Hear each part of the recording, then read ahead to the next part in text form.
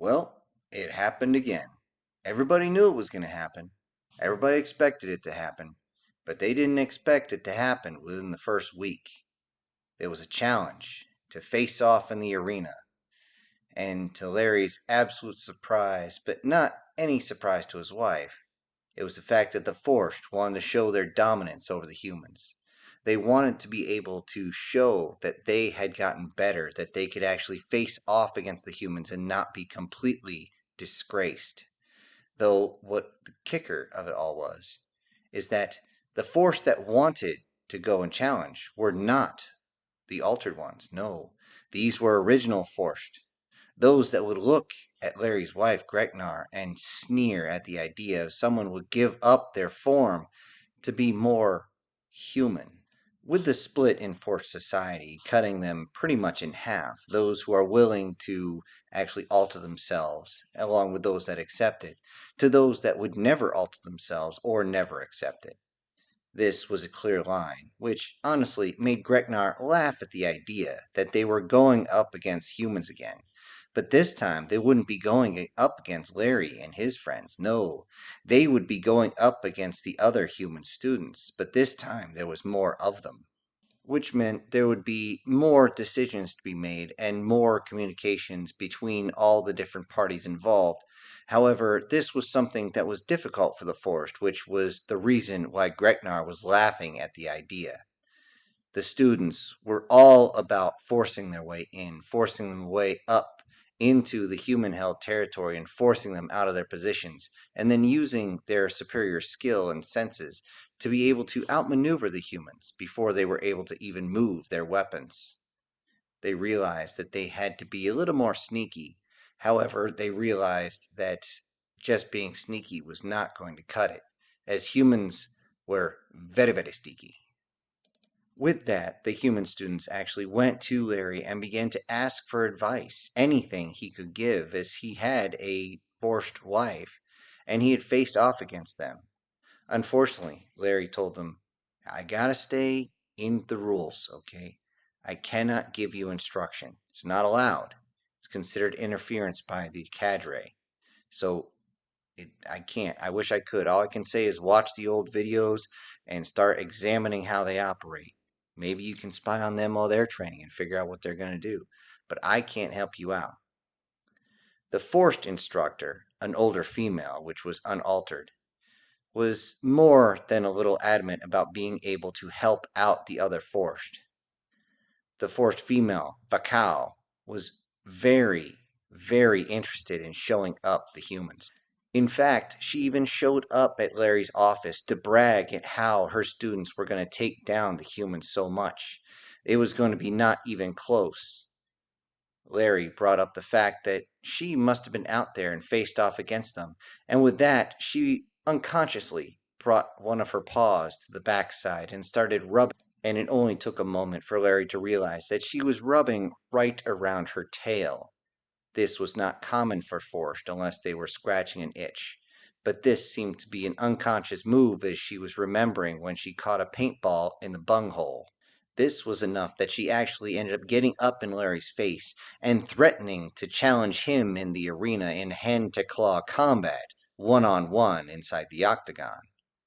Larry simply looked at her, had to look up as she towered over him, and said, You don't want to do that.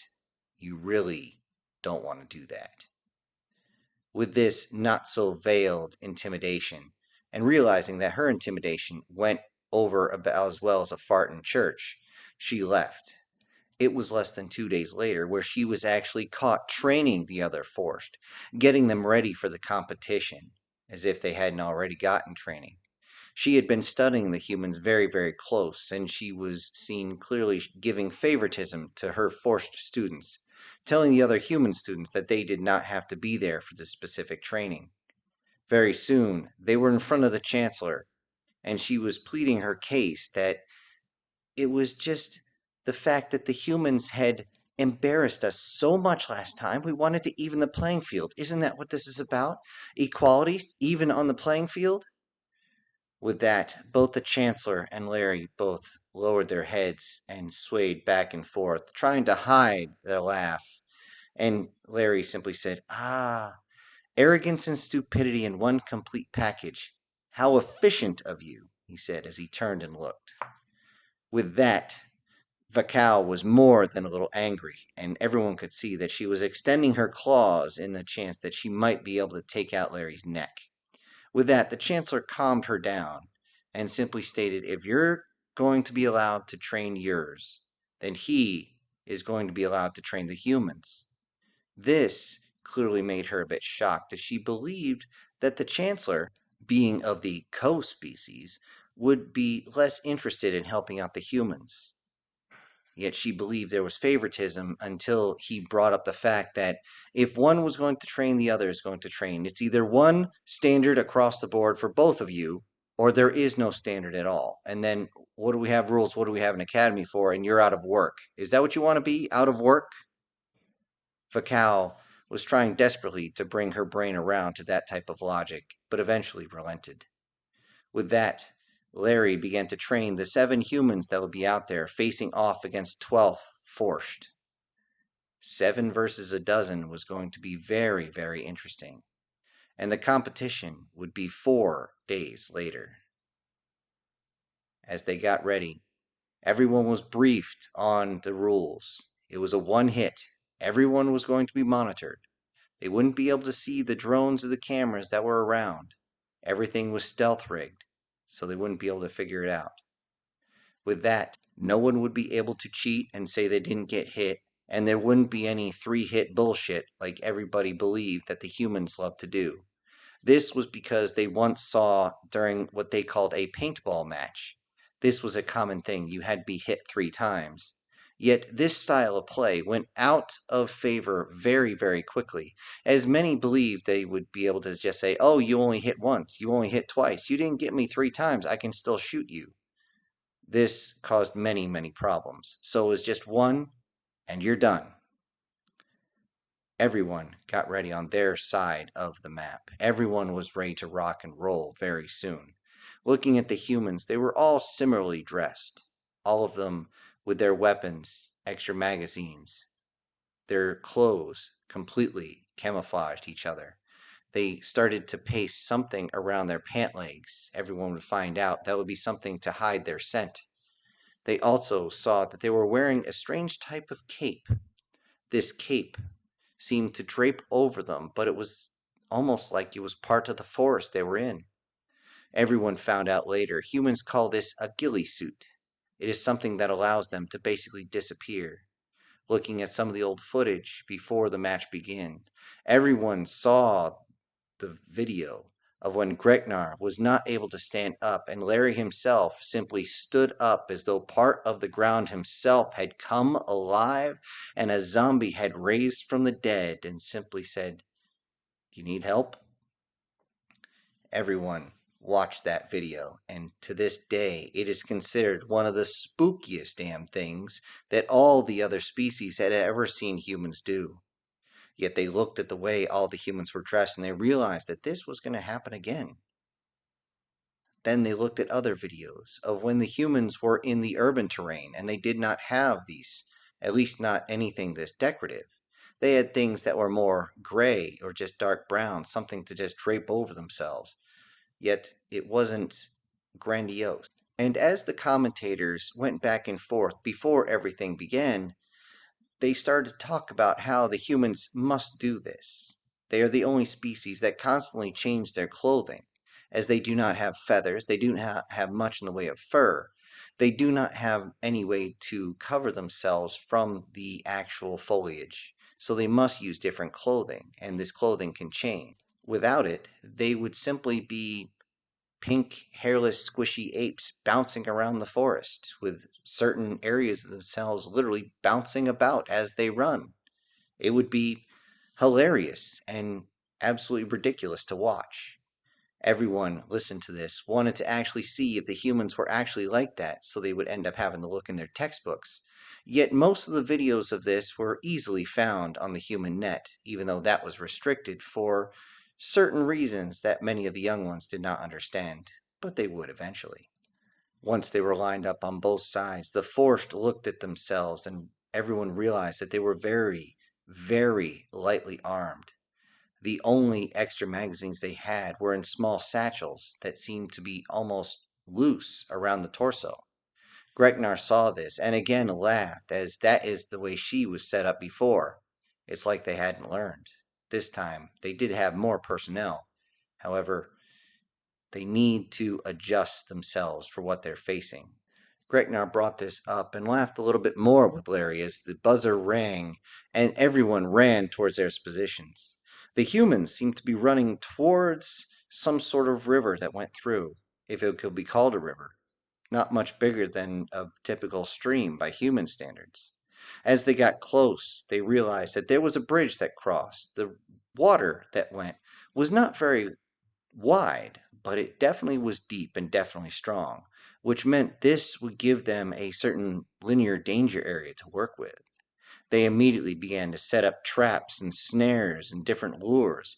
Even on one of the bridges that crossed, they set up dangling meat that was freshly cut open.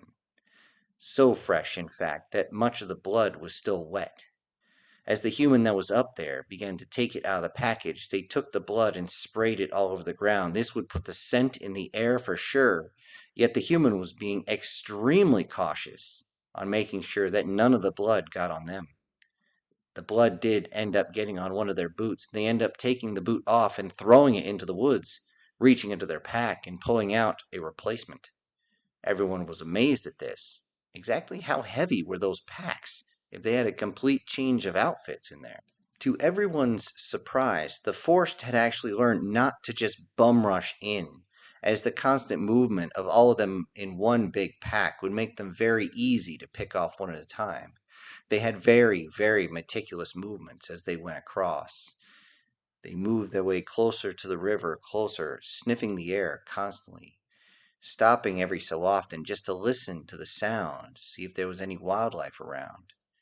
They wanted to know. They even, in some cases, seemed to close their eyes and wait for the breeze to push across to see what was going on. They were being smart, and for that, everyone was surprised. Forced were known for quite literally forcing themselves across, being extremely aggressive, as that was the reason why they kept getting paint pellets in the pucker every few times. Yet they finally got to the river. They realized they couldn't hear much, as the water was going to be an issue. And then one of them started to sniff the air and started to almost purr.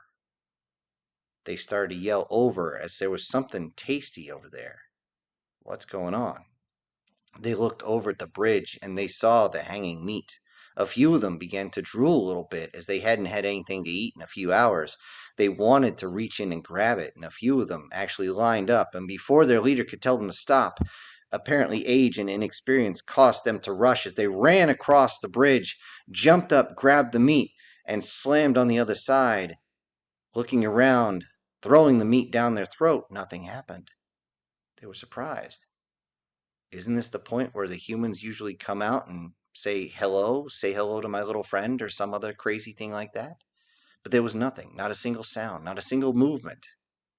They wondered, was this even a trap? They all got up and looked at the bridge. The bridge was not sabotaged. The two that had run across were actually fighting over the last bit of meat, and then eventually broke it in half. They stood there and then waved others through. They believed this was simply a way of stopping the force from going across. They didn't want to try and jump the river, as missing it would force them to be caught up in the water and be brought downstream. And since they're part feline, they do not swim very well. They can swim, just not very well. Gregnar was with Larry, and she asked, "How come they're not shooting? They're right there. Why aren't they firing?" "Oh, my dear," as he pulled her close and whispered into her ear, "you just wait. This is going to get fun." "Fun? Oh, don't tell me you're going to shoot him in the ass again." "I'm not shooting him in the ass." "What?" "No, they're going to shoot him in the ass." "You're an asshole." Larry laughed at that, and then they turned back to see what's going on. And with that, a few of the force began to cross the bridge. As they got 3/4 of the way. Some people watched the humans seem to get a little restless as they moved ever so slightly. You could see in the video if there was anything there. Since there was no electronics used inside except for the video equipment to watch the battle itself, everybody was being very cautious. Everyone was on edge. And just as the first of the 5 Force that were on the bridge stepped onto the land on the other side of the bridge, all sorts of paint came out. Immediately, a whole bunch of screams went out as those that were waving everyone across suddenly started falling over, grabbing their backsides or grabbing their arms in pain. They started to realize that they had, in fact, walked into a trap. They suddenly tried to run across. Shots were coming from all over the place. They didn't know what the hell was going on. And as the two went down, who were edging everybody across, the one that had just stepped over had just caught 2 or 3 into the torso. The ones on the bridge tried desperately to run back, but as they turned, they definitely got shot. Many of them right between the blades of the shoulders, and others right where the tail connects. This meant many of them went falling face first onto the ground. Those that had not actually reached the bridge themselves began to take up positions and began to fire wildly across, trying desperately to look for any type of movement. And as they began to spread themselves out on the other side of the river, they saw that the humans had left. They saw the strange movement as the humans seemed to get up and just take off running.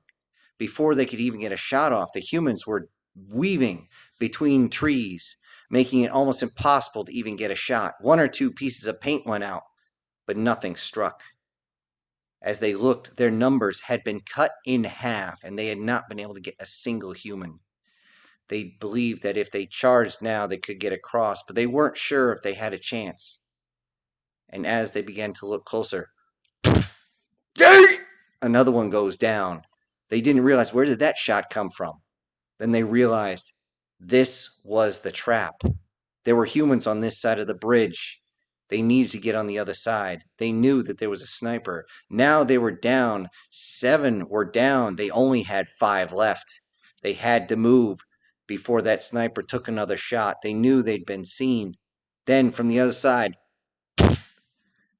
they were boxed in now as another one of them went down. That's 8. 4 more to go. They ran across the bridge as fast as they could, knowing that this was their only chance. They couldn't stay there. They were spotted. They didn't know where the snipers were. They ran like hell, with a couple shots whizzing past them and missing, thankfully. As they ran off into the woods, they tried to find a rally point. One of them, that assumed to be leader, said, "Follow me!" as they ran off, trying to zigzag, trying to go in different directions. As they went in, suddenly he fell flat on his face. What the hell was that? He looked down on one of his paws, and there was a strange wire attached to it. What the hell? And it was tight, too. The more he pulled, the tighter it got. What the heck? He had to stand up to try and get it off. What the hell is this? But as he did, right between the eyes, and he flipped backwards, landing on the small of his back. This was not fun. 3 left. They rallied together and tried to get as far away as possible. They immediately took a right turn and tried to handhold the river about 50 meters away. They ran as fast as they could, trying to get some sort of distance, and then suddenly one of them, hurrah, dropped. They looked and realized that they had fallen into a trap that had been dug. It wasn't quite a deadfall, being only about 1.5 meters deep, but it was enough that it definitely didn't feel good as they slammed the weapon straight into their rib cage. As the two ran back to try to pick them up, they got them up enough that the one that had fallen in was able to get one of their hind claws into the side and lift themselves up. But just as they got above the dirt, and then fell down right at the edge of the hole, and gravity pulled them back in. 2 left. They saw this, fired wildly into the trees, and started to try and get anywhere. They decided to stop and hold their ground. They kept looking. Where were those humans? What the... Oh, where were they? They were right behind us. They kept trying to growl to each other in the forced language, which was very low, very, very low, almost like the purr of a tiger. It was a whisper to them, but they kept asking, "Do you see anything? Do you see anything?" They tried not to move. They wanted to see if the humans would come to them. They knew if they moved, the humans could find them immediately. They got very, very close to each other. In fact, so close that they began to intertwine their tails as a way to keep each other connected. They began to look, and they discussed at a very low level the river itself. Being its own danger area, they wouldn't be able to jump across, not without significant danger. They realized that the bridge had an overwatch. The humans had watched them as soon as they got close. The humans had lured them in with noises and the smell and the hunger that the forced always have. It was incredible. Throughout the rest of the day, they thought they saw movement, but they weren't sure. They weren't trying to make any large movements, but they would swing themselves a little bit, trying to see if there was anything moving. They thought they might see the smallest bit of movement, but it was too low for a human. It was difficult to get anything. Eventually, the sun started to go down with nothing. The two sat there with no extra rations as the hunger began to get to them. They also needed water. Water was right there, but to expose themselves was definitely going to be a problem. They knew there was humans on the other side of the river. They didn't see them. Where were those little, angry, amphetamine-soaked monkeys hiding? Was all they could think. As the last two sat there patiently, Larry and Cindy were watching in their office. They were watching everything take place. And Larry had to explain what was going on. Since Cindy was a geneticist, she had no idea about general tactics. He had to explain exactly what a sniper crawl is and show that that's why the Force couldn't figure out what was going on, even though the humans were creeping closer and closer and closer over the hours. It was interesting to watch them get so close. They were actually so close that the humans could simply throw one of the fake grenades and call it good, but they didn't. "Are they just being jerks?" Cindy said. "Nope. They're being fair. I told them specifically they were not to take grenades. Because if they did, do you have any idea how many of these Force would have tripped on a freaking grenade already? It doesn't take much to set one of those up to go off. Granted, it's all paint, but still, I don't think they want to be seen covered in goo." And just as she said that, the Forced yelled something out. "They're in the trees!" They turned and looked, and sure enough, a couple of them were in the trees, but they weren't quite in position yet. In fact, they were only out of position by about 20 seconds. They lowered their own rifles, trying to get a shot, but then the Force began to fire wildly into the trees. This forced those in the trees to duck off to the other side, trying to use the trunk as some sort of barrier. One of them was still up there, using the trunk, trying to hide themselves. The other one dropped out of the trees and landed flat on the ground. Those watching probably thought that hurt like hell, and it probably did. With that, Cindy was watching very, very intently, as Larry was laughing at this. With this, the Force that were remaining were simply watching the trees intently, so much so that they must have had tunnel vision. With that, they suddenly felt something tapping on the back of their heads. Both of them looked, and there was a human kneeling right between the two of them. And with that, they spun around, tried to spin their rifles, and then they looked and they saw that two other humans were behind them, pointing those paint rifles right at the point where it's definitely gonna hurt. You know, where the sun don't shine. With this, the Force just kind of looked at each other and simply dropped their rifles and, in their own language, said, "Ah, fuck." With that, the whistle blew and everything was over. And with that, the Force that were there were absolutely astounded as more and more humans just seemed to raise themselves up out of the grass and out of the foliage with almost within an arm's reach of themselves. How the hell did they get that close? With that, Cindy and Larry were both toasting to the success of their students.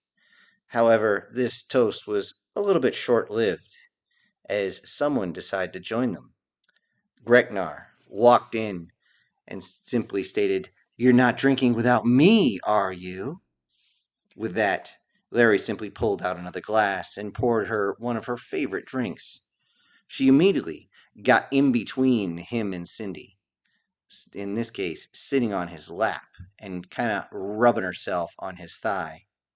She started to look over at Cindy with that same look of, "This is my man, don't even think about it." All three of them sat there and watched as the remaining Forced picked themselves up and slowly walked away to the starting point to their transport, and the humans simply gathered together, gave each other a high five, and then simply walked to their starting point where their transport was going to be.